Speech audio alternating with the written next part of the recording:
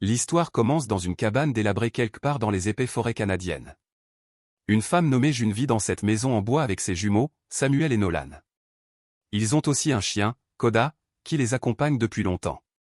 Dès le début, on comprend qu'il n'y a rien de normal dans cette famille. June a dit à ses fils que le monde extérieur avait pris fin à cause d'une force maléfique. Le seul endroit sûr restant, du moins celui qu'elle connaît, est cette cabane en bois. June affirme que cette maison possède des pouvoirs magiques qui repoussent les créatures dangereuses qui rôdent dans les bois autour d'eux. Chaque fois qu'ils sortent, ils doivent rester attachés à la maison par des cordes. S'ils s'éloignent sans, le mal les attrapera, tout comme il a pris leur père et leurs grands-parents. Un seul contact avec cette menace omniprésente et ils seront contaminés eux aussi. Chaque après-midi, le trio sort chercher de la nourriture dans les environs de leur maison. Ils portent des sifflets faits maison autour du cou et prennent des cordes attachées à la base de la maison. Après avoir attaché les cordes autour de leur corps, les trois commencent à s'éloigner dans différentes directions à la recherche de quelque chose à manger. Un après-midi, alors qu'ils sont en train de chercher, les garçons sont ravis de trouver des reptiles, et Samuel mange même une petite grenouille encore vivante. Pendant ce temps, Nolan grimpe dans un arbre pour atteindre un nid d'oiseau, mais il ne trouve que des coquilles de vide. Il descend déçu, mais aperçoit bientôt un œuf intact au sol, à quelques mètres de là. Il court pour le ramasser, mais il a atteint la limite de sa corde et ne peut plus avancer. Frustré, Nolan tire de toutes ses forces, mais il n'avance presque pas.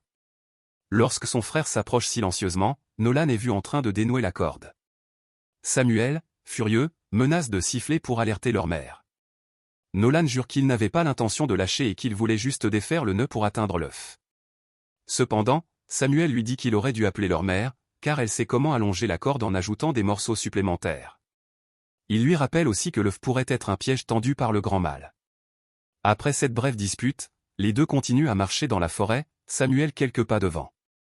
Il plaisante en affirmant être le frère le plus sage, car il est plus vieux. Mais Nolan rétorque qu'ils sont nés seulement 3 minutes d'écart.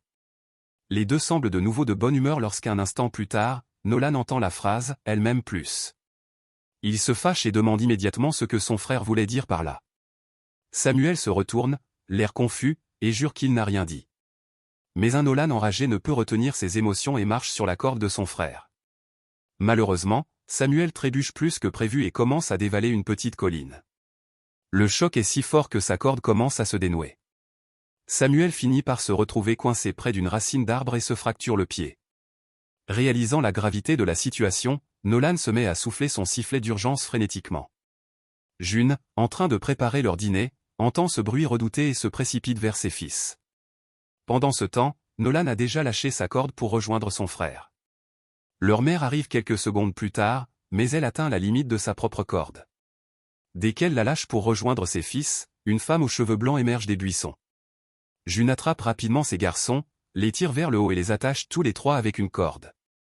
La vieille femme s'accroupit juste derrière elle, et les garçons réalisent que leur mère voit le grand mal. Elle leur demande plusieurs fois si l'un d'eux a été touché, et il lui assure que non.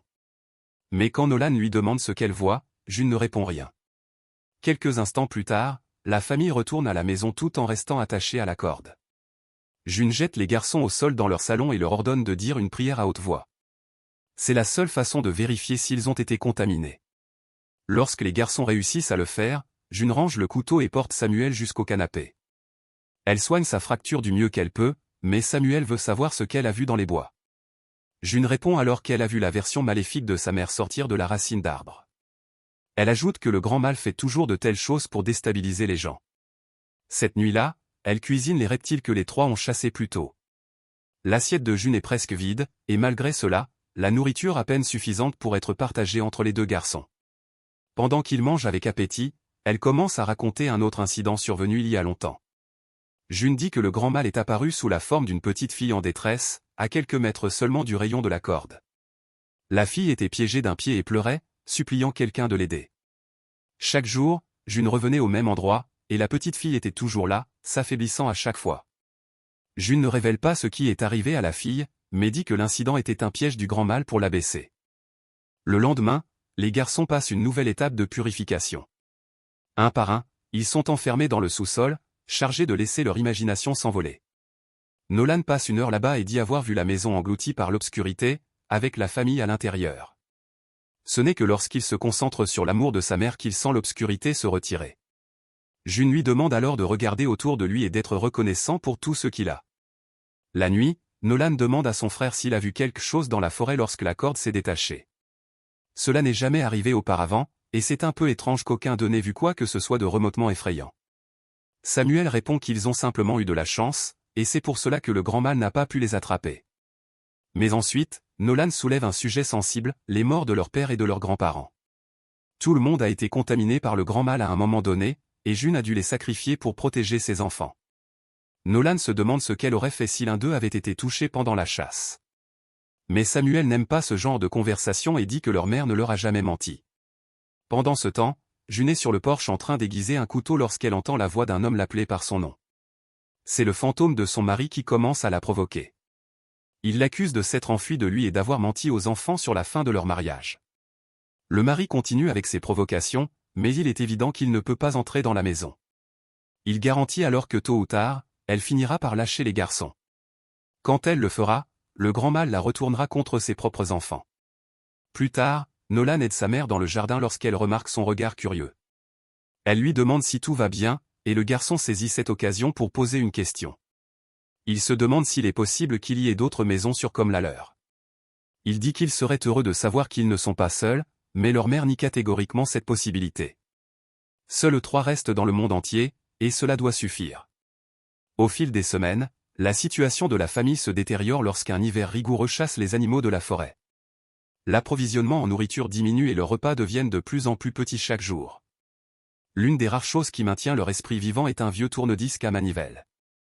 June permet à ses fils de l'utiliser une fois par mois, lors de la nuit de la nouvelle lune. Les garçons adorent le son de la musique et dansent autour de leur mère. En les voyant si heureux, June essaie même de se mettre dans l'ambiance, mais elle ne peut se défaire de la menace de la faim. Le lendemain, elle part seule à la chasse, combinant les 3 cordes pour augmenter sa portée. Elle entend un corbeau à proximité et essaie de viser avec son arbalète. C'est alors que June se rend compte que l'oiseau picore le corps à moitié en décomposition de Nolan. Bien que cette vision la secoue profondément, elle sait que c'est le grand mal qui joue avec son esprit. Aucun autre animal n'apparaît après le corbeau, et June est obligée de frire de l'écorce d'arbre pour nourrir ses fils au dîner. La scène passe rapidement à un après-midi lumineux où les 2 garçons aident leur mère à écorcer des arbres. Soudain, Nolan voit une ombre passer près de lui et se retourne, seulement pour découvrir qu'il est tout seul. Puis, quelque chose tire sur sa corde et il est traîné à travers les bois jusqu'à un puits. Tout cela s'avère être un cauchemar lorsque le pauvre garçon se réveille quelques secondes plus tard. Malheureusement pour lui, il est sorti de la maison en dormant. Il est maintenant sans corde et quelque chose s'approche de lui depuis les bois. Il semble que Nolan va affronter le mal, mais sa mère apparaît soudainement de nulle part et le précipite à l'intérieur. Néanmoins, il doit passer à nouveau par le rituel de purification. June le force à répéter plusieurs fois les mantras de sécurité avant de l'enfermer dans le sous-sol. Malgré cette expérience effrayante, Nolan n'apprend toujours pas sa leçon. La nuit suivante, il dit à Samuel qu'ils doivent chercher de la nourriture ailleurs. Il suggère même qu'ils peuvent semer le grand mal et ramener tout ce qu'ils trouvent pour leur mère. Samuel lui demande de parler plus doucement, car il a peur de leur mère. La caméra passe ensuite dans la pièce voisine où June écoute effectivement leur conversation. Lorsque Nolan dit qu'ils n'ont plus besoin de la corde, Samuel rejette le plan et répète que leur mère sait ce qui est le mieux. Cependant, Nolan dit qu'il n'en est plus aussi sûr. Le lendemain, June fouille dans un vieux coffre et trouve son appareil photo Polaroid. Elle explique à ses fils ce qu'est une photographie, en montrant quelques photos de l'époque où la vie était normale. June révèle qu'il ne reste qu'une seule photo dans l'appareil, qu'elle garde pour un moment spécial. Cependant, elle dit qu'elle ne sait pas si ce moment viendra, car l'hiver est loin d'être terminé et les chances de survie sont très faibles. Les garçons semblent effrayés par son ton, mais elle souligne qu'il existe encore un moyen de vivre, peu importe à quel point cela semble terrible. La dernière option est leur chien de compagnie, dont la viande pourrait les nourrir pendant plus d'1 mois. Mais Nolan réagit agressivement à cette idée et accuse même sa mère d'être le véritable mal dans leur vie. Il quitte alors la pièce en colère et va embrasser Koda. Malheureusement, June a déjà pris sa décision. Elle sépare rapidement les deux et emmène le chien dans leur hangar à serre. Elle s'effondre en larmes lors de l'adieu, mais croit que c'est le seul moyen de sauver ses enfants. June reprend ensuite son calme et prépare l'arc pour tuer leur précieux animal.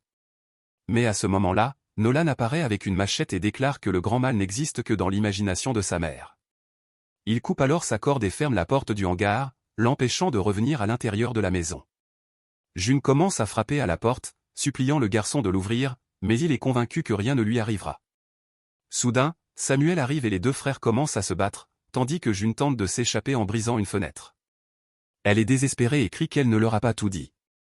June avoue que c'est elle qui a amené le grand mal dans la forêt et jure que le danger existe réellement. C'est alors qu'elle entend une voix derrière elle qui commence à l'appeler mauvaise fille. Elle se retourne et voit la silhouette fantomatique de sa mère à l'intérieur du hangar, prête à l'attaquer. Mais June prend un éclat de verre et choisit de sacrifier sa vie plutôt que d'être infectée. À l'extérieur du hangar, les deux frères en pleine querelle réalisent enfin ce qui s'est passé. Samuel met un moment à accepter la réalité et tente de réveiller sa mère tout en récitant leur mantra. De son côté, Nolan est choqué par les conséquences de son acte et commence à s'enrouler la corde autour de lui. Il est extrêmement confus et ne sait plus ce qui est vrai et ce qui est imaginaire. Après la mort de leur mère, l'impuissance des frères ne cesse de croître chaque jour. Samuel sombre dans la dépression tandis que Nolan tente de les nourrir avec ce qui reste dans la maison. Un après-midi, lorsque la nourriture est enfin épuisée, Nolan décide de s'aventurer dans la forêt. Il attache toutes les cordes ensemble et marche jusqu'à ce qu'il atteigne une route. Frustré et seul, il commence à crier à l'aide. Plus tard, lorsqu'il revient à la cabane, un autostoppeur nommé Cole arrive en réponse à son appel. Il propose de la nourriture à Nolan, mais Samuel sort sur le porche avec une arbalète. Cela suffit à effrayer Cole, qui tente de partir immédiatement. Cependant, Samuel est convaincu qu'il est un agent du grand mal et lui tire une flèche dans le ventre.